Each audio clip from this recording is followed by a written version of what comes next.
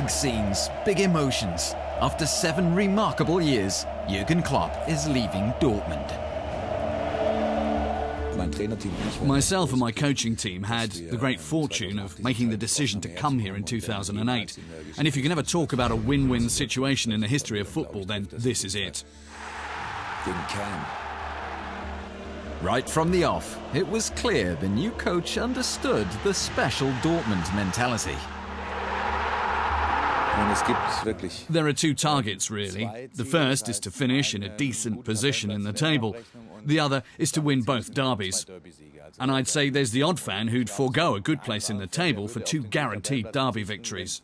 The passion stirred by football in the Ruhr district were meat and drink to Stuttgart native Klopp. The home games every 2 weeks have just been a joy ever since I arrived. We've got this dark tunnel leading out onto the pitch with a bit of light at the end. And when you come out, it's like being born again every time. Except when you're born, there's not so much applause. But you come out from darkness into light and it just erupts. You look to your left and it seems like there's 150,000 people on a single terrace going completely mad. Turbocharged football to the backdrop of 80,000 strong crowds. It's unique in Europe, and Europe is where they've been since 2009. Above all, Dortmund need to be playing on the international stage. I just want that feeling to be ingrained here, that Thursdays are for playing football somewhere in Europe instead of sitting watching it on the couch. In 2011, Klopp's young guns won the Bundesliga, a club and its coach in perfect harmony. We're certainly well aware of how lucky we were to get to know each other, and our working relationship is absolutely fantastic. There are other people who work well together without a doubt, but developing feelings of genuine friendship with a close colleague, immediate boss, or whatever Misha is in the relation to me, that's really not something you can take for granted at all.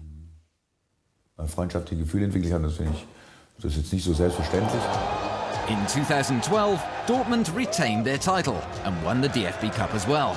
Now things were reaching fever pitch. I can experience extreme emotions at both ends of the scale. That means maybe being able to enjoy things more than some folk, but also finding it harder to shrug off a perceived injustice. Klopp changed the way football was played in the Bundesliga. The attacking fireworks were propped up by tireless legwork from a highly motivated collective. We didn't invent this style of football, but we've certainly managed to consistently reproduce it out on the pitch. To that extent, I think it's influenced the way a few other teams have started to play. And it goes down well with the fans.